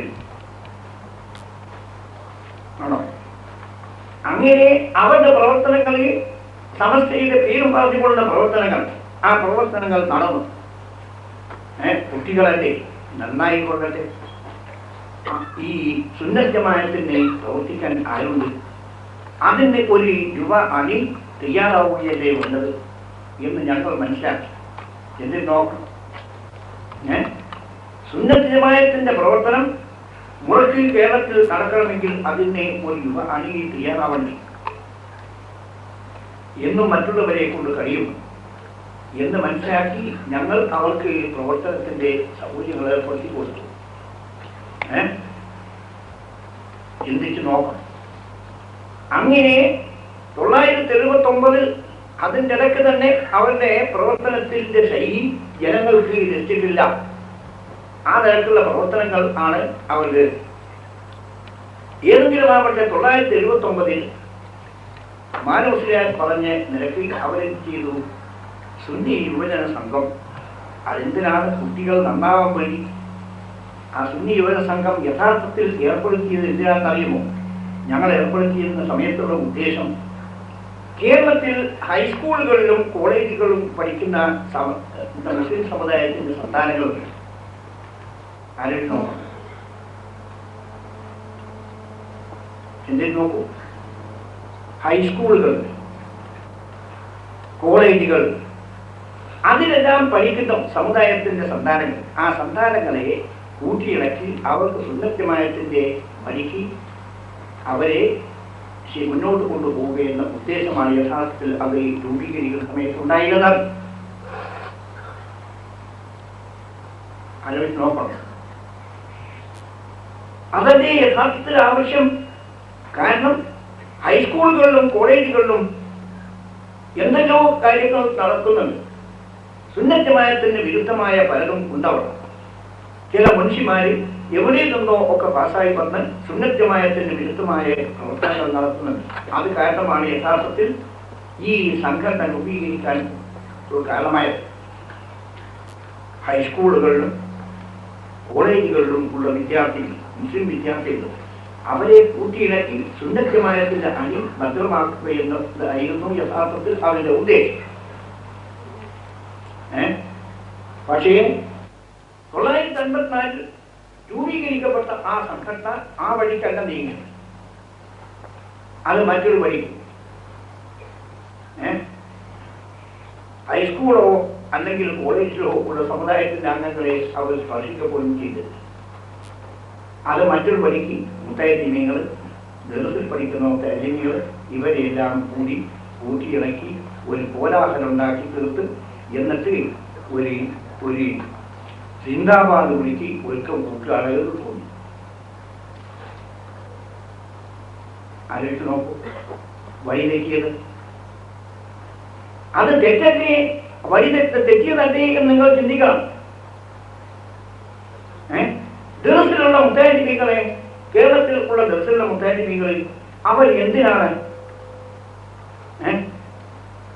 ഈ അങ്ങാടിയിൽ ഇറക്കി സിന്ദാബാദ് വിളിച്ചിട്ട് പല കാര്യമുണ്ട്? ദീൻ അതുകൊണ്ട് നിലനിൽക്കും. ചിന്തിച്ച് നോക്കണം. അതാണോ യഥാർത്ഥത്തിൽ ഇൽമിന്റെ പാരമ്പര്യം? അല്ല. ഞങ്ങളുടെ ഉദ്ദേശം അതായിരുന്നില്ല. അങ്ങനെ 979 എന്ത് ചെയ്തു എന്നാൽ ഇവര് ഒരു പ്രമേയം പാസാക്കി, സ്റ്റേറ്റ് കമ്മിറ്റി ഒരു പ്രമേയം പാസാക്കി സമസ്തയിലേക്ക് അങ്ങോട്ട് അയച്ചു. അവരെ ധാരണ സമസ്തയിലേക്ക് അങ്ങോട്ട് അയച്ചാൽ പിന്നെ അത് പാസ്സാക്കാത്ത സമസ്തക്ക് നിക്കകളി ഉണ്ടാവില്ല എന്നാണ് അവർ മനസ്സിലാക്കിയത്. എന്തുകൊണ്ട്? അത്തരം കിബറായി പോയിരിക്കുന്നു. കണ്ടോ, കിബറാണ് മുഴുവൻ സാധനത്തിന്റെയും മുഴുവൻ ഭാഗത്തിന്റെയും അടിത്തറ കിബറാണ്. കണ്ടോ, അതിനെ സംബന്ധിച്ച് ഈ ആലോചനയിൽ നോക്കുമ്പോൾ അത് എത്രയോ വലിയ അബദ്ധം ആണ്. കാരണം എന്തുകൊണ്ട്? കാരണം മാന്യ മുസ്ലിം സുഹൃത്തുക്കൾ ഈ സദസ്സിൽ തെറ്റിദ്ധരിപ്പിക്കപ്പെട്ടവരും വല്ലവരും ഉണ്ടെങ്കിൽ അവരോട് ചിന്തിച്ചു വളരെ നല്ലതാണ്. അബദ്ധം എന്ന് പറഞ്ഞാൽ ഇവിടെ UAE-യിലോ അല്ലെങ്കിൽ സൗദി അറേബ്യയിലോ ഉള്ള നിലയല്ലല്ലോ ഇന്ത്യയിൽ ഉള്ള മുസ്ലിം സമുദായത്തിന്റെ. ഇന്ത്യയിൽ മുസ്ലിം സമുദായം ഒരു ന്യൂനപക്ഷമാണ്, ചെറിയ ന്യൂനപക്ഷമാണ് ഇന്ത്യയിൽ. ആ മുസ്ലിം സമുദായത്തിന് ഇന്ത്യൻ ഭരണഘടന അനുവദിച്ച് അവകാശങ്ങൾക്കുണ്ട്. ആലോചിക്കണോ? അവിടെ മുസ്ലിംകൾക്ക് ഒരു തെരഞ്ഞെടുപ്പ് വഴിയോ മറ്റേതെങ്കിലും വഴിയോ അധികാരത്തിൽ എത്താൻ സാധ്യമല്ല. കാരണം അത്ര ചെറിയ ന്യൂനപക്ഷമാണ്. ഇന്ത്യ ഒട്ടുക്കും നോക്കുമ്പോൾ മുസ്ലിം സമുദായം അത്ര ചെറിയ ന്യൂനപക്ഷമാണ്. പക്ഷേ 1947 ഇന്ത്യ സ്വതന്ത്രയായ ശേഷം രൂപീകരിക്കപ്പെട്ട ഭരണഘടന, ആ ഭരണഘടനയിൽ മുസ്ലിം സമുദായത്തിന് ചില അവകാശങ്ങൾ വെച്ചിട്ടുണ്ട്. ഇന്ത്യൻ ഭരണഘടനയിൽ അവരുടെ മതന്യൂനപക്ഷങ്ങൾക്ക് അവകാശങ്ങൾ വെച്ചിട്ടുണ്ട്. അവരുടെ മതമനുസരിച്ച് അവർക്ക് ജീവിക്കാനും അത് പ്രചരിപ്പിക്കാനും സംഘടിക്കാനും ഈ തരം അവകാശങ്ങൾ ന്യൂനപക്ഷത്തിന് വെച്ചിട്ടുണ്ട് ഇന്ത്യൻ ഭരണഘടന. അത് നേടിയെടുക്കൽ സമുദായത്തിന് ആവശ്യമാണ്. ഭരണഘടനയിൽ എഴുത്തുണ്ടായാൽ പോലെ അത് സമുദായം നേടിയെടുക്കണം. ചിന്തിച്ച് നോക്കൂ, നിങ്ങൾ അല്പബുദ്ധി പ്രയോഗിക്കുന്നതായാൽ ഈ പറയുന്നതിന്റെ യഥാർത്ഥം നിങ്ങൾക്ക് മനസ്സിലാക്കാൻ കഴിയും. ഇന്ത്യൻ മുസ്ലിമുകൾക്ക് ഭരണഘടന അനുവദിച്ച് അവകാശങ്ങൾ ഉണ്ട്. ആ അവകാശങ്ങൾ നേടിയെടുക്കണം. അങ്ങനെ അത് നേടിയെടുക്കണമെങ്കിൽ അതിന് വേണ്ടി സംഘടിച്ച് പ്രവർത്തിക്കണം. അങ്ങനെ നാം സംഘടിച്ച് പ്രവർത്തിക്കുന്നില്ലാത്ത പക്ഷം നമുക്ക് അത് നഷ്ടപ്പെട്ടു പോകും എന്നതൊരു പരമാർത്ഥമാണ്. കാരണം നിങ്ങൾക്ക് ചിലർക്ക് അത് വേണ്ടല്ലോ. അതുകൊണ്ട് അത് വേണ്ട എന്ന് ഞങ്ങൾ ഒരു ബില്ല് കൊണ്ടുവന്ന് പാർലമെന്റിൽ ഒരു ചെറിയ ബില്ല് കൊണ്ടുവന്നാൽ അത് പാസ്സാവും. ആ പാസ്സായ അത് എതിർക്കുന്ന സമയത്ത് തന്നെ പിന്നെ എന്ത് വരും? ചിലരുടെ നിങ്ങൾ എന്ന് വേണ്ടാന്ന് പറയുന്നത് എന്തിനോ മുസ്ലിം സമുദായത്തിന് ഇന്ത്യയിൽ ഉള്ള രാഷ്ട്രീയം എന്ന് പറഞ്ഞാൽ അതിന് ഇതാണ് അർത്ഥം. ഇതിൽ അപ്പുറം ഒരു അർത്ഥം മുസ്ലിം സമുദായത്തിനില്ല, രാഷ്ട്രീയത്തിനില്ല. കേട്ടോ, ഏത് രാഷ്ട്രീയ പാർട്ടികൾക്കുണ്ട് ഈ സമുദായത്തിന്റെ ഭരണഘടന അനുവദിച്ച് ആനുകൂല്യങ്ങൾ വകവെച്ച് തരുന്ന ഏത് രാഷ്ട്രീയ പാർട്ടിയുണ്ട്? മറ്റു രാഷ്ട്രീയ പാർട്ടികൾ അവരോട് നാം സഹകരിക്കുകയും. ആലോചിച്ച് നോക്കൂ, ഇതിലപ്പുറം ഒരു രാഷ്ട്രീയം സമുദായത്തിനില്ല. എന്തിനു നോക്കൂ, അതല്ലേ യഥാർത്ഥത്തിൽ ഈ സമുദായത്തിന്റെ രാഷ്ട്രീയമെന്നത്? അതിൽ കവിഞ്ഞ് ഒരു രാഷ്ട്രീയം മുസ്ലിം സമുദായത്തിന് ഇന്ത്യയിൽ എവിടെയാണ്? ഇല്ല. പക്ഷേ അത് മനസ്സിലാക്കണമെങ്കിൽ ബുദ്ധി വേണം.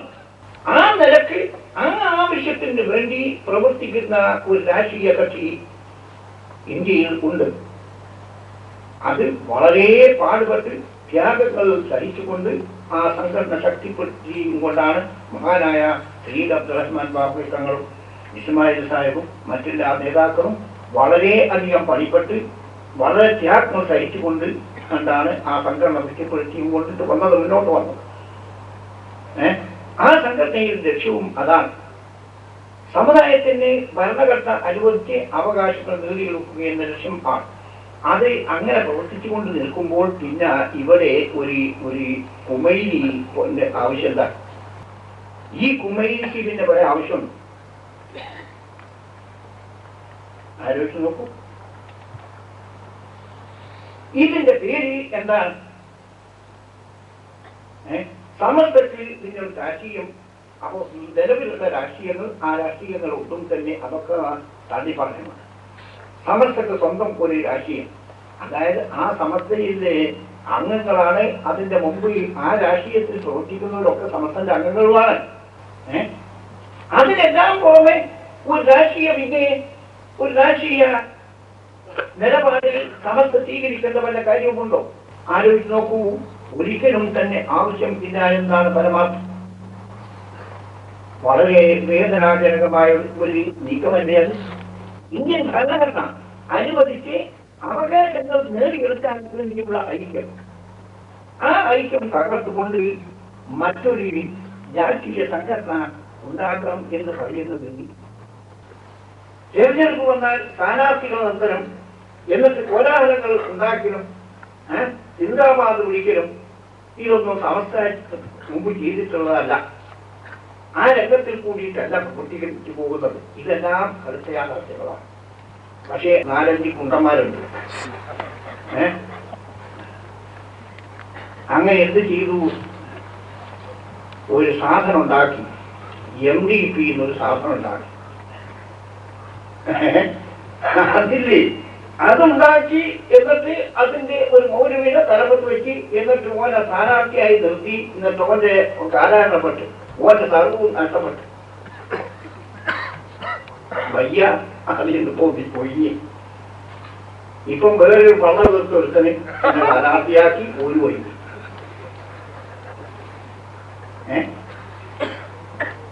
അപ്പൊ സാധനപ്പ എവിടെ പോയി എന്നത് കാണാനും ഇല്ല. കണ്ടോ? ഇതൊക്കെ ആരാണ്? പണി വെറുതാണ്. ഇത് സലാമിന്റെ മസ്ജിദും അല്ല സാഹിബേ. സാഹിബേ, ഈ എന്ത് സാഹിബാണ്?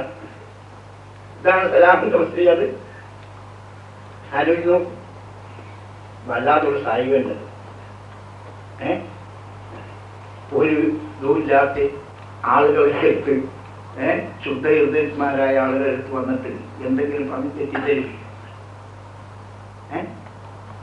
ആലോചിച്ച് നോക്കൂ, എത്ര ഗുരുതരമായ നീക്കങ്ങളാണ് അവരുടേത് എന്ന് മാന്യ മുസ്ലിം സുഹൃത്തുക്കൾക്ക് ചിന്തിച്ചാൽ മനസ്സിലാക്കാൻ കഴിയുമെന്ന് ഞാൻ പരിപൂർണമായും വിശ്വസിക്കുകയാണ്. അത് കഴിഞ്ഞു. എന്നിട്ട് പിന്നെ ഇന്ത്യൻ മുസ്ലിംകളെ ആകമാനം വേദനിപ്പിച്ച മറ്റൊരു സംഭവം ഇന്ത്യയിൽ ഉണ്ടായി. ഇന്ത്യയിൽ ഉള്ള മുഴുവൻ മുസ്ലിം സമുദായത്തെയും ആകമാനം വേദനിപ്പിച്ചതാണത്. അതെന്തായെന്ന് വെച്ചാൽ, പണ്ട് ബ്രിട്ടീഷ് ഗവൺമെന്റിന്റെ കാലത്ത് അവര് ക്രിസ്ത്യൻ ചിന്താഗതിയും പാശ്ചാത്യ രീതിയും ഇന്ത്യൻ കോടതികളിൽ നടപ്പിൽ വരുത്താൻ വേണ്ടി, പൊതു നിയമമായി നടപ്പിൽ വരുത്താൻ വേണ്ടി ഉരുമ്പെട്ടു. ഭരണകർത്താക്കളാണല്ലോ അവര്. അങ്ങനെ ഉരുമ്പെട്ടപ്പോൾ ഇന്ത്യൻ മുസ്ലിംകൾ, അവരുടെ നേതാക്കൾ ഉണർന്ന് ബ്രിട്ടീഷ് ഗവൺമെന്റിനോട് പറയുകയുണ്ടായി, ഞങ്ങളുടെ മതത്തിൽ കൈവെക്കരുത്. അത് കൈവച്ചാൽ സംഗതി പറയാണ്. ഞങ്ങളെ സംബന്ധിച്ച് വല്ല കേസും കോടതിയിൽ വന്നെത്തിയാൽ മുസ്ലിം സമുദായത്തിന്റെ ഒരു മുസ്ലിമും തമ്മിൽ, മുസ്ലിമും അമുസ്ലിമും അല്ല കേസ് പറയും, ഒരു മുസ്ലിമും തമ്മിൽ വല്ല കേസും കോടതിയിൽ വന്നെത്തിയാൽ മുസ്ലിം ശരീഅത്ത് നിയമം ഉണ്ട്, അതിനനുസരിച്ച് മാത്രമേ വിധിക്കാൻ പാടുള്ളൂ.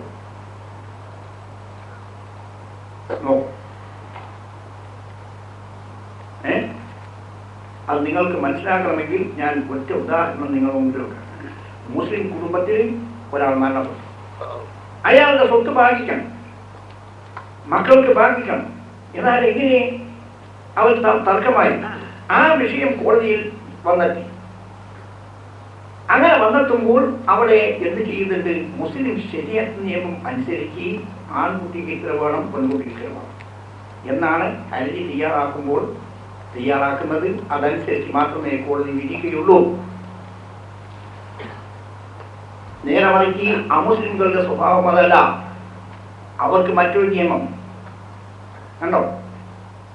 അങ്ങനെ 1936 ബ്രിട്ടീഷ് ഗവൺമെന്റ് മുസ്ലിം സമുദായത്തിന്റെ അവകാശം വകവെച്ചുകൊണ്ട് ശരീഅത്ത് ആക്ട് പാസ്സാക്കി.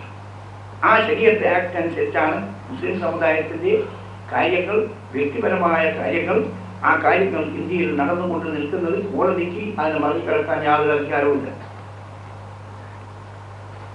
മറികടന്ന് ഒരു വിധി നൽകിയാൽ അത് സാധുവല്ല.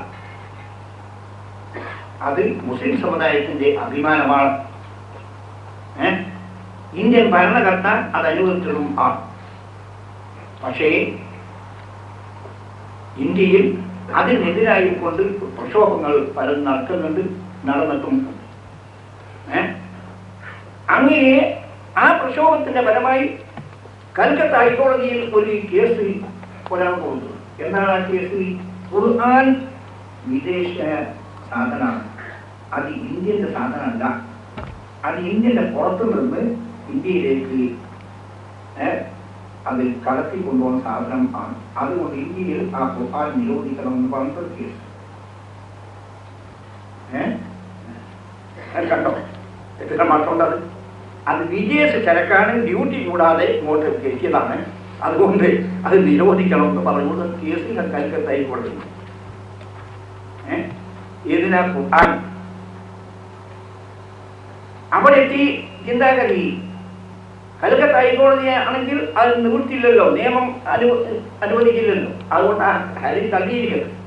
പക്ഷേ ഇന്ത്യൻ സുപ്രീം കോടതി ഒരു കേസിൽ വിധി പ്രസ്താവിച്ചുകൊണ്ട് അതിന്റെ വിധിന്യായത്തിൽ ഇന്ത്യ ഗവൺമെന്റിനോട് ശുപാർശ ചെയ്ത് പറഞ്ഞു, ഇന്ത്യയിൽ മുസ്ലിം നിയമം അമുസ്ലിം നിയമം രണ്ട് നിയമം, ആ രണ്ട് നിയമത്താണ് കോടതിയിൽ അത് അരുത്, ഒരു നിയമം ഏക സിവിൽ കോഡ് ഇവിടെ നടത്തണമെന്ന ശുപാർശ ഇന്ത്യന്റെ സുപ്രീം കോടതി. ആലോചിച്ച് നോക്കൂ, വല്ല ബുദ്ധിമുട്ടുണ്ടോ ഇന്ത്യൻ പാർലമെന്റിന്? അവിടെ ഭൂരിപക്ഷം ആരാണ്? ഒരു ബില്ല് കൊണ്ടുവന്ന് അത് പാസ്സാക്കിയെടുക്കാൻ ഇന്ത്യൻ പാർലമെന്റിന് എന്താണ് പ്രയാസമുള്ളത്? ഒരു പ്രയാസവും ഇല്ല. ആ സമയത്താണ് മുസ്ലിം നേതാക്കൾ, അവിടെയുള്ള മുസ്ലിം നേതാക്കൾ കക്ഷി വ്യത്യാസം മറന്നു. മുസ്ലിം ശരീഅത്ത്, ആ ശരീഅത്തിന്റെ ആക്ട് അത് ഭേദഗതി ചെയ്യാൻ പാടില്ല, അതിൽ കൈകടത്തരുത്. അത് കൈകടത്തിയാൽ ഇന്ത്യയിൽ ഉള്ള 15 കോടി മുസ്ലിംകൾ ഷഹീദാകും, അവർക്ക് ഒരിക്കലും അതനുവദിക്കില്ല എന്ന് നിലവിലുള്ള ഗവൺമെന്റിനോട് പറഞ്ഞു. അവരെന്ത് ചെയ്തു എന്നാൽ മുസ്ലിം സമുദായത്തിന്റെ അഭിപ്രായം അവന് ശേഷമല്ലാതെ ഞങ്ങൾക്കൊന്നും ചെയ്യില്ല എന്ന് വാദിച്ചു. ആ സന്ദർഭത്തിലാണ് മൗലാന അബുൽ ഹസൻ അലി നദ്വി, ഒരു പക്ക ഹനഫിയാണ് അദ്ദേഹം. ഈ സദസ്സിലുള്ള വല്ല എലിമിന്റെ അധികാരം ഉണ്ടെങ്കിൽ അവർ വളരെ സൂക്ഷിച്ചുകൊള്ളട്ടെ. ഏറ്റവും വലിയ തെരീഖത്തിന്റെ, അക്ഷബന്ധി തെരീഖത്തിന്റെ മഹാനാണ്, പക്ക ഹനഫിയാണ് അബുൽ ഹസൻ അലി നദ്വി. ആ നിലക്കുള്ള മഹാന്റെ നേതൃത്വത്തിൽ ലോകപ്രസിദ്ധനായ ആലിമും ആണ് അദ്ദേഹം. അറബ് രാജ്യങ്ങളിലെല്ലാം തന്നെ അബുൽ ഹസൻ അലി നദ്വിയുടെ പേര് കേട്ടാൽ ആരും തന്നെ അത് അനുവദിക്കും. ആ നിലക്കുള്ള വലിയ മഹാനാണ്. അദ്ദേഹത്തിന്റെ നേതൃത്വത്തിൽ ഇന്ത്യൻ മുസ്ലിംകൾ മുഴുവൻ തന്നെ സംഘടിച്ചു, മുസ്ലിം പേഴ്സണൽ ലോ ബോർഡ് രൂപീകരിച്ചു, ശരീഅത്തിനെ നിലനിർത്താൻ വേണ്ടി ആഹ്വാനം ചെയ്തു. സമസ്ത കേരള ജമിയത്തുൽ ഉലമ ഇത് മുൻകൂട്ടി കണ്ടുകൊണ്ട് പ്രമേയങ്ങൾ പാസാക്കി ഇന്ത്യ ഗവൺമെന്റിന് പണ്ട് തന്നെ അയച്ചിട്ടുമുണ്ട്. ശരിയാത്തിൽ ഒരക്ഷരം വ്യത്യാസപ്പെടാൻ പാണ്ടെന്ന് സമസ്ത കേരള ജമിയത്തുൽ ഉലമ മുൻകൂട്ടി ആ കാര്യം കണ്ട് അയച്ചിട്ടും ഉണ്ട്. ആലോചിച്ച് നോക്കൂ. അങ്ങനെ മഹാനായ അബുൽ ഹസൻ അലി നദ്വി കേരളം സന്ദർശിച്ചു. ഈ ആവശ്യത്തിന് വേണ്ടി കേരളം സന്ദർശിച്ചു. അദ്ദേഹത്തിന് വേണ്ടി ഇവിടെ പ്രചരണ സൗകര്യം ചെയ്തു കൊടുത്തത് ആരാണ്? മുസ്ലിം ലീഗാണ്. കാരണം എന്തുകൊണ്ട്? ഇവിടെ 90% മുസ്ലിമുകളും ആ സംഘടനയുടെ പിന്നിലല്ലേ. പാലക്കാട്ട് തങ്ങന്മാര് അതുപോലുള്ള മഹാന്മാര് അവരുടെ പിന്നിലല്ലേ. ഇത് 90% മുസ്ലിമുകളും അവരുടെ പിന്നിൽ അല്ലേ. അപ്പൊ അവരല്ലേ അത് ചെയ്യേണ്ടത്. വേറെ ഒരു രാഷ്ട്രീയ സംഘടന ഉണ്ടല്ലോ, അത് രാഷ്ട്രീയ കാര്യവുമല്ലല്ലോ. അത് ഉണ്ടോ? അന്ന് ഇന്ത്യയിൽ മുസ്ലിം ശരീഅത്തിനെ അപഹസിച്ചുകൊണ്ട് അതിനെ പരിഹസിച്ചുകൊണ്ട് ചില ആളുകൾ എന്ത് ചെയ്തു? അതിനെ പ്രഖ്യാപനങ്ങൾ നടത്തി പലരും പറഞ്ഞു. പക്ഷേ മുസ്ലിം ലീഗും മുസ്ലിം സമുദായവും എന്ത് ചെയ്തു? അതിനെ കഠിനമായ നേരിട്ടു. കണ്ടോ? അങ്ങനെ നിരീശ്വരവാദികൾ പലരും അതിനെ ആക്ഷേപങ്ങൾ പുറപ്പെടുവിച്ചിട്ടുണ്ട്. ആ മഹാനായ അബുൽ ഹസൻ അലി നദ്വിയുടെ സന്ദർശനം, കേരളത്തിൽ ഉള്ള സന്ദർശനത്തിന് കോഴിക്കോട് വലിയ ഒരു മീറ്റിംഗ് സംഘടിപ്പിച്ചു. ആ മീറ്റിംഗ് സംഘടിപ്പിച്ചപ്പോൾ സമസ്ത കേരള ജമിയത്തുൽ ഉലമയുടെ ഉത്തരവാദിത്വമാണത് യഥാർത്ഥത്തിൽ, അല്ലേ? സമസ്ത കേരള ജമിയത്തുൽ ഉലമ സുന്നത്ത് ജമാഅത്തിന് വേണ്ടി നിലകൊള്ളുന്നതാണ്. മദ്ഹബിന്റെ അടിസ്ഥാനത്തിൽ ഈ സമുദായം നിലകൊള്ളണം എന്നത് സമസ്തയുടെ ഏറ്റവും മഹത്തായ ലക്ഷ്യമാണ്. ശരീഅത്ത് എന്ന് പറഞ്ഞാലും അതാണ്. മദ്ഹബിന്റെ അടിസ്ഥാനത്തിൽ ഈ സമുദായം നിലകൊള്ളണം എന്നത്. ഞാൻ അതിനെ സംബന്ധിച്ച് കൂടുതൽ നിങ്ങളോട് സംസാരിക്കുന്നതിപ്പോൾ അങ്ങനെ വരാൻ കാരണം എന്താണെന്നുള്ളത് നിങ്ങൾക്ക് പിന്നീട് മനസ്സിലാക്കാൻ കഴിയും. അപ്പോൾ സമസ്ത കേരള ജമിയത്തുൽ ഉലമ പിന്നെ എന്ത് ചെയ്യണം? അതിനോട് യോജിക്കുകയല്ലാതെ, അതിൽ സഹകരിക്കുകയല്ലാതെ മദ്ഹബ് നിലനിൽക്കണം. മഹാന്മാരായ മദ്ഹബിന്റെ മഹാന്മാരായ അയിമത്ത് ഇമാമുകൾ അവരുടെ നിലപാട് സ്വീകരിക്കണം. ആ നിലക്ക് മുസ്ലിം സമുദായം ജീവിക്കണം എന്നതാണ് യഥാർത്ഥത്തിൽ സുന്നത്ത് ജമാഅത്തിന്റെ അടിത്തറ. അതിന് വേണ്ടി പാടുപെടുന്ന മഹാന്മാർ, ആ മഹാന്മാരെ സഹായിക്കാനും അവർക്ക് വേണ്ട സഹകരണങ്ങൾ നൽകുകയും ചെയ്യുകയും സമസ്തയുടെ കഠിനമായ അവകാശം നൽകി. അത് ചെയ്യുകയും ചെയ്തു. സമസ്ത കേരള ജമിയത്തുൽ ഉലമയുടെ യോഗം അത് അംഗീകരിക്കുകയും ചെയ്തു. യോഗം ചേർന്നത്. പക്ഷേ അതിൽ കമ്മ്യൂണിസ്റ്റുകാർ നിരീശ്വരവാദികളിൽ ശരീഅത്തിനെ അപലപിച്ചിട്ടുണ്ടല്ലോ, ആക്ഷേപിച്ചിട്ടുണ്ടല്ലോ. അവരെ പീഡിപ്പിക്കണം, അവരെ സന്തോഷിപ്പിക്കണം. എന്നാൽ മാത്രമേ ഇനി സമസ്ത ഇനി രാഷ്ട്രീയം നിലപാട് ഞങ്ങൾക്ക് വകവയ്ക്ക് തരില്ല. ഇനി ഞങ്ങൾ പോകുക. എങ്ങോട്ട് പോവുകയാണ്? അങ്ങോട്ട്. അതാ പിന്നീട് ചിന്താഗതി ഉണ്ടായി. ആലോചിച്ച് നോക്കും. സമസ്ത കേരള ജമിയത്തുൽ ഉലമ ഞങ്ങൾക്ക് എന്ത് ചെയ്യൂല, ഒരു രാഷ്ട്രീയ നിലപാട് വകവയ്ക്ക് തരില്ല. അതുകൊണ്ട് ഞങ്ങൾ ഇനി എന്ത് ചെയ്യണം? ഞങ്ങൾ നേരെ അങ്ങോട്ട് പോകാം, ഇടത്തോട്ട്. കണ്ടോ? ഞങ്ങൾ അസ്ഹാബ് ഷിമാലിൽ പെടുക, അസ്ഹാബുൽ യമീൻ ആവുക. ആലോചിച്ച് നോക്കൂ. അങ്ങനെ പ്രഖ്യാപനം ചെയ്തു. ഒന്നാമത്തെ ഫത്വ എന്താണ്? ഒന്നാമത്തെ ഫത്വ സുന്നികൾക്കാരും ആർക്കും തന്നെ ജായിസല്ല. എന്ത് ജായിസ്? അബുൽ ഹസൻ അലി നദ്വിക്ക് സഹായ സഹകരണങ്ങൾ ഈ ശരീഅത്തിന്റെ കാര്യത്തിൽ ചെയ്യൽ ജായിസല്ല. ഫത്വ. ഈ ഫത്വ ചെയ്തവനെ എന്താ ചെയ്യുന്നത്? എന്നിട്ട് ഇവിടെ വന്നിട്ട് സലാമിന്റെ മസല എന്ന് പറഞ്ഞാൽ അതെന്താണ്? ഇത് സലാമിന്റെ മസല. ഇതാണോ സലാമിന്റെ മസല? എന്താണ് ഇത് മസല? ആരും നോക്കും. കളവ് പറയുന്ന ഇതിന് ഒരു അതിർത്തി വേണം. ജനങ്ങളെല്ലാം തന്നെ കഴുതകളാണ്. ചിലര് കൈദ്യാവും അത് എന്റെ കൂടെ ഉണ്ടാവും. അല്ലാത്തവർ എന്നെ കരുതിയില്ല. എന്ത് നോക്കൂ, എന്താണ് ഇത് ഈ കാര്യം എന്താണ് ആലോചിച്ചോ. എത്ര ഗുരുതരമായ സംഗതിയാണത്. ഭാഗ്യവശാൽ 947 ശേഷം ഇന്ത്യൻ മുസ്ലിമീങ്ങൾക്ക് ഉണ്ടായ ഏറ്റവും മഹത്തായ ഒരു നേട്ടം ആയിരുന്നു അത്. പാർലമെന്റിൽ ആ കാര്യം നിർത്തിവെച്ചു. അതിപ്പം അതിനെപ്പറ്റി ചിന്തിക്കുന്നില്ലാന്ന് ഗവൺമെന്റ് പറഞ്ഞു. എന്തുകൊണ്ട്? മുസ്ലിം സംഘടന ശക്തി, ആ ശക്തി ഈ കാണിച്ചതുകൊണ്ട്. ചെറിയ നേട്ടമാണോ അത്? ആലോചിച്ച് നോക്കൂ. അവിടെ യഥാർത്ഥത്തിൽ ആ പ്രഖ്യാപനം ചെയ്യാൻ കാരണം, അങ്ങനെ ഫത്വ പുറപ്പെടുവിക്കാൻ കാരണം എന്താണ്? ഒരു ന്യായവും ത്തിന്റെയും അടിസ്ഥാനത്തിൽ അല്ല. അത് തനിക്ക് രാഷ്ട്രീയ ചിന്താഗതി, അതായത് മുസ്ലിം ലീഗും ഇത് ശരീഅത്തിന് വേണ്ടി പ്രവർത്തിക്കുന്നുണ്ട്. സമസ്ത കേരള ജംഇയ്യത്തുൽ ഉലമ ഞങ്ങൾക്കൊരു പ്രത്യേക രാഷ്ട്രീയ നിലപാട് വകവയ്ക്കുന്നില്ല, അതുകൊണ്ട് ഞങ്ങളിനി അങ്ങോട്ട് പോകും. ഇതല്ലാതെ മറ്റെന്താണ്? കുട്ടികളോട് ചിന്തിച്ച് നോക്കൂ. അതിന് വേണ്ടി അവരെ പ്രീണിപ്പിക്കാനും അവരെ സന്തോഷിപ്പിക്കാനും ചെയ്തതല്ലേ ഈ പ്രവൃത്തി? ആലോചിച്ച് നോക്കൂ. ഇനി നിങ്ങൾക്ക് അതിനെപ്പറ്റി സംശയം തോന്നുമെങ്കിൽ അനന്തര സംഭവങ്ങളെ പറ്റി ചിന്തിക്കും നോക്കാം. ഇതിന് ശേഷം പിന്നെയുള്ള അനന്തര സംഭവങ്ങൾ എന്തൊക്കെയാണ് പറഞ്ഞാൽ ആലോചിച്ചോ. അനന്തര സംഭവങ്ങൾ ആ കാര്യങ്ങൾക്ക് ശേഷം പിന്നീട് അസംബ്ലി ഇലക്ഷൻ വന്നു. കണ്ടോ? പഞ്ചായത്ത് ബോർഡ് ഇലക്ഷൻ വന്നു. ആ സമയത്തെല്ലാം തന്നെ ഈ ഫത്വക്കാർ, ഈ ഇടത്തോട്ട് നീങ്ങിയ ഫത്വക്കാർ അവരെന്ത് ചെയ്തു എന്നാൽ സമുദായത്തിന്റെ സംഘടന പൊളിക്കാൻ വേണ്ടി ആവുന്നതൊക്കെ പരിശ്രമിച്ചു. സുന്നത്യമായ സുന്നിന്റെ പേരും പറഞ്ഞു. അതല്ലേ യഥാർത്ഥത്തിൽ ചെയ്തത്?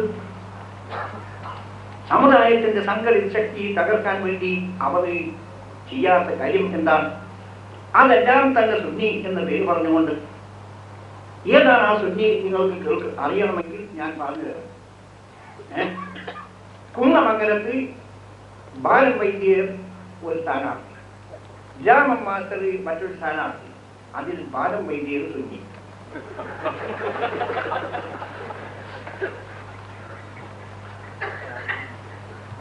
സലാമിന്റെ മസ്ജിദാണ്. ഇതാണ് സലാമിന്റെ മസ്ജിദ്.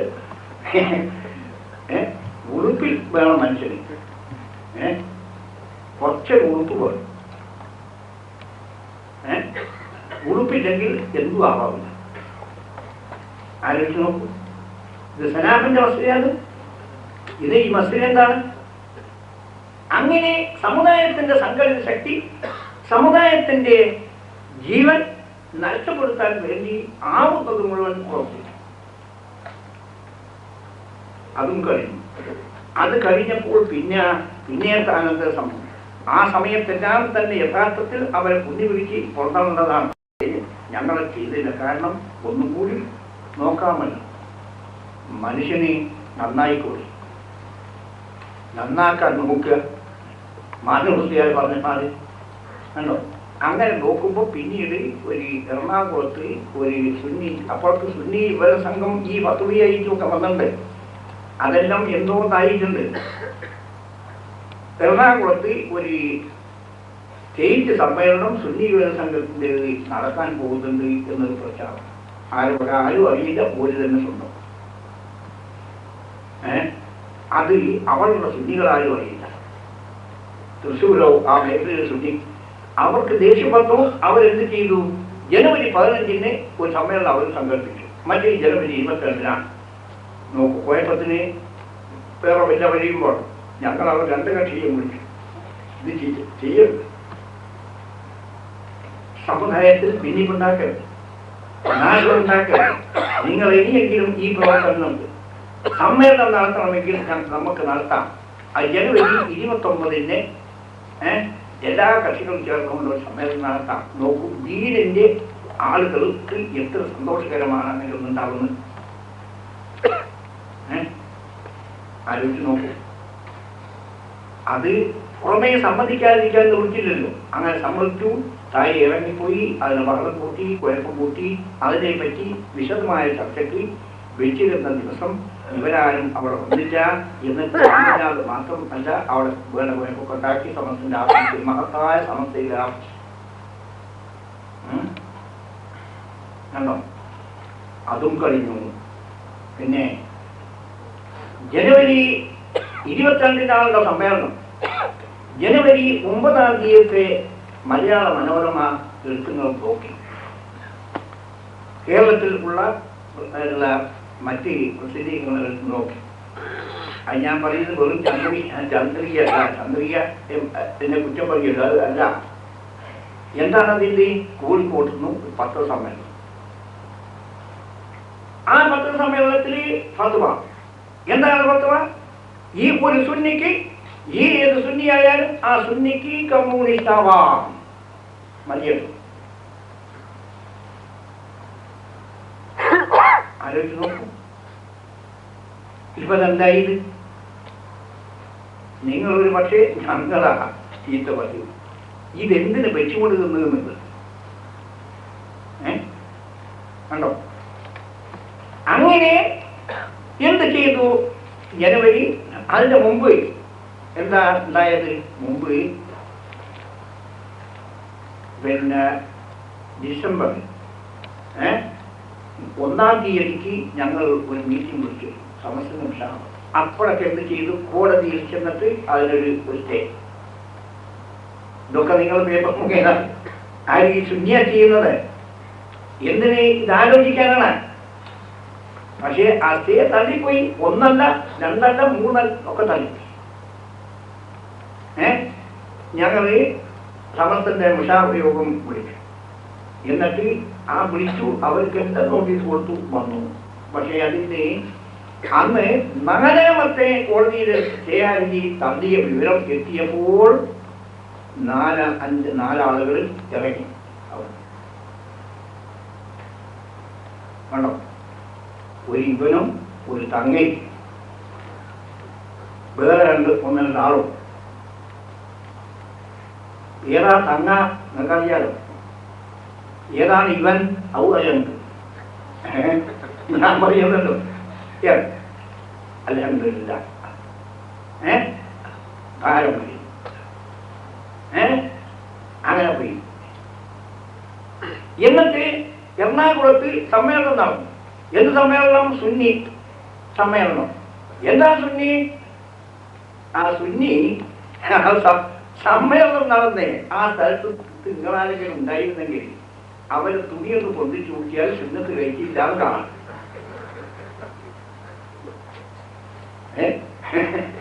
സുന്നത്ത് കഴിക്കാത്ത സുന്നി. അള്ളാഹു അക്ബർ. അള്ളാന്ന് പറയാനാണ് അള്ളാഹു അക്ബർ. ഇതെന്തിനാണ് ഈ ജാതി പണിയെടുക്കുന്നത്? എന്നിട്ട് കളവെന്തിന് പറയുന്നത്? കളവെന്തിനൊക്കെ പറഞ്ഞു നടക്കുന്നത്? ഒരു മുസ്ലിമെ ചേർത്താൽ, ഒരു എന്റെ അധികാരത്തിൽ ചേർത്താൽ ആലോചിച്ച് നോക്കൂ. ഇന്ന് പിന്നെ അതും കളി. അങ്ങനെ പിന്നെ പോയിട്ട് എന്തായി? പിന്നെ ഫുൾ സുന്നി, മുഴുവൻ സുന്നി, അവൻ മാത്രം സുന്നി, അവനും അവന്റെ കൂടെ 3-4 ആളും മാത്രം സുന്നി, വേറെ ആരും സുന്നിയില്ല. ഇത് എത്ര കാലം നടക്കും? എത്ര കാലമാണ് നടക്കുന്നത്? പണ്ട് ഒരു കാക്ക പറഞ്ഞു, എന്താ കാക്ക? ഞാൻ കാക്ക കൊടുത്തു. എന്താ കാക്ക? ഇങ്ങനെ രാത്രി 12 മണി കഴിഞ്ഞാൽ ഒരു കുറുക്കൻ ഇങ്ങനെ ഒച്ചടും, വേറെ 2-3 അതിന് കൂടി ഒച്ചടും. അതെന്താണത്? ഈ ആ സമയം നോക്കിയിട്ട് വരും. അത് ഞാൻ ചെറുപ്പത്തിൽ ഇല്ല പോകുന്ന സമയം. അപ്പോ കാക്ക എന്നോട് പറഞ്ഞു, അത് കേൾക്കണം. അത് ഒരു കുറുക്കനെ രാത്രി 12 മണി കഴിഞ്ഞാൽ 2 കാലുകൾ എഴുതിയിട്ട് നിൽക്കും. എന്നിട്ട് രാജൊക്കെൻ്റെതാണോന്ന് വിളിച്ചു പറയും. മറ്റുള്ള കുറുക്കന്മാര്, ഓന്റെ കൂടുതൽ 2-3 കുറുക്കന്മാർ ഒക്കെ ഒക്കെ ഒക്കെ ഒക്കെ ഇതാണ് കുട്ടികാരെ പറയുന്നത് എന്ന് പറഞ്ഞ് ഞാനന്ന് ചെലവ് കുടിക്കുകയുള്ള മൂപ്പരാ പറഞ്ഞത്. ഞാൻ മൂപ്പര തമാശാക്കിയതാണ് ചോദിച്ചത്. അത് തന്നെ വേറെ എന്താണ് അർത്ഥമുള്ളത്? വേറെ വല്ല അർത്ഥത്തിനുണ്ടോ? അതും കഴിഞ്ഞു, ആ സംഗതി എല്ലാം കഴിഞ്ഞു. പിന്നെ ഇപ്പം എന്താണെന്ന് വെച്ചാൽ പിന്നെ പാർലമെന്റ് ഇലക്ഷൻ വന്നു. അപ്പം മൂപ്പർക്ക് എന്താണെന്ന് വെച്ചാൽ ഇത് ഇബ്രാഹിം സുലൈമാൻ സേട്ടുവിനെ ഇപ്പം തോൽപ്പിക്കണം, എന്നിട്ട് വരുന്ന ഇലക്ഷനിൽ എനിക്ക് MP ആവണം. അതെന്ത് ചെയ്തു എന്ന് വെച്ചാൽ പാർലമെന്റ് ഇലക്ഷൻ അത് മലപ്പുറം ജില്ലയിലും ആ പൊന്നാനിയിലും എല്ലാം തന്നെ എന്ത് ചെയ്തു? അത് പോലീസിന്റെ കൂടാ, അല്ലെങ്കിൽ പിന്നെ അത് സാധിക്കൂല. നമ്മൾ ഒരു കയ്യിൽ സ്വർഗവും ഒരു കയ്യിൽ നരകവും തലയിൽ അറുപത് കൗസവും എന്നിട്ട് നാട് മുഴുവൻ പൂരി ചുറ്റിച്ച് എന്ത് പറഞ്ഞു? ലീഗിനെ തറപറ്റിക്കണം, മുസ്ലിം ലീഗിനെ അതിൽ നിന്ന് തറപറ്റിക്കണം, മുസ്ലിം ലീഗിനെ തറപറ്റിക്കുന്നവർക്ക് സ്വർഗം, അതിൽ വോട്ട് ചെയ്യുന്നവർക്ക് നരകം. പെണ്ണുങ്ങളെ നിങ്ങൾ ആഹാരം തന്നെ ലീഗിന് വോട്ട് ചെയ്തു പോയാൽ അബ്ദുൽ കൗസറിന്റെ നിലയിലാണ് ഞാൻ തരില്ല. എന്താണ് മട്ടം? എന്താണ് ഇതിന്റെ മട്ടം? ഇതാണ് ഇതിന്റെ മട്ടം. എന്താണ്? നിങ്ങളൊന്ന് ആലോചിച്ച് നോക്കി. ലോകത്തിൽ ഇതുപോലൊരു സാധനം ഉണ്ടായിട്ടുണ്ടോ? ലോകത്തിൽ 5 അത്ഭുതങ്ങളെന്നാണ് ചരിത്രം പറയുന്നത്. 6ാമത്തെ അത്ഭുതമാണ് ലോകത്തിൽ. എന്താണ് ഇതിന് അർത്ഥമുള്ളത്? എന്നിട്ട് ഇപ്പൊ അങ്ങനെ അബ്ദുൽ കൗസറായി ടോയെന്നങ്ങനെ നടക്കാപ്പോ ഇല്ല. എന്തിനാണ് ചില വീരന്മാർ എന്റെ വയ്യ അബ്ദുൽ കൗസർ കുടിക്കാനാ എന്റെ വയ്യ കൂടി?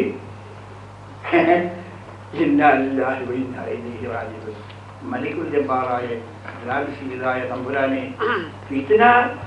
പക്ഷേ കണ്ടില്ലേ, ഞാൻ പറഞ്ഞിട്ടൊക്കെ സത്യം. അതായത് ഫിത്ന വരും, ബാത്തിൽ വരും. അത് അല്ലാഹു സുബ്ഹാനഹു വ തആല തന്നെ അതിന്റെ ചരിത്രം ജനങ്ങൾ കാണിച്ചു കൊടുക്കും. അതിന് സന്ദർഭം ഉണ്ടാകും. സന്ദർഭമാണ് ഉണ്ടാക്കിയതല്ല, യാതൊരു സംശയവും വേണ്ട. അതിന്റെ സന്ദർഭങ്ങളാണ് ഈ ഉണ്ടാക്കിയത് മുഴുവൻ. ഈ കാര്യങ്ങൾ നിങ്ങൾ മനസ്സിലാക്കണമെന്ന് മാത്രം ഞാൻ നിങ്ങളോട് പരിശുദ്ധ ദീന്റെ പേരിൽ അപേക്ഷിക്കുകയാണ്. രാജശീലായ തമ്പുരാനെ, നീ ഞങ്ങളെ പരീക്ഷിക്കും, അത് ഞങ്ങൾക്കറിയാം. നീ ഞങ്ങളെ പരീക്ഷിക്കും. ഞങ്ങളെ ഈമാൻ സുരക്ഷിതമായി നിലനിർത്താൻ ഞങ്ങൾക്ക് നീ തൗഫീഖ് ചെയ്യ് തമ്പുരാനെ. സമുദായത്തിന്റെ ശക്തി ഒരു കാരണവശാലും നീ ഈ ഫിത്നയുടെ സമാനത്തെ അതിനെ നീ നശിപ്പിക്കില്ല തമ്പുരാനെ. ഒരു ജമാഅത്തായി നിലകൊള്ളു, ഒരു ജമാഅത്തായി പരിശുദ്ധതയുടെ സേവനം ചെയ്യാൻ ഞങ്ങൾക്ക് നീ തൗഫീഖ് ചെയ്യ് തമ്പുരാനെ. ഈ മഹത്തായ മജ്ലിസിൽ സാധുക്കളായ നമ്മൾ പരിശുദ്ധ ദീനിനെ സ്നേഹിച്ചുകൊണ്ട്, നിന്റെ പരിശുദ്ധ ദീനിനെ സ്നേഹിച്ചുകൊണ്ട്, അതിനെ ആദരിച്ച് ബഹുമാനിച്ചുകൊണ്ട് ഞങ്ങൾ ഒരുമിച്ച് കൂടിയതാണ്. ഈ മനുഷ്യനെ നിസ്വാലികായ മനുഷ്യരായി അതിനെ കബൂൽ ചെയ്യ് തമ്പുരാനെ. ഞങ്ങളിവിടെ വളരെ ദൂരത്തു നിന്ന് ഈ പ്രദേശത്തിൽ വന്നവരാണ്. ഞങ്ങളുടെ കുടുംബങ്ങളെ ഞങ്ങൾ രക്ഷിക്കണം. സ്ഥാപനങ്ങൾ പലതും ഞങ്ങളുടെ നാട്ടിലുണ്ട്, അങ്ങനെ പലതും ഞങ്ങൾക്കുണ്ട്.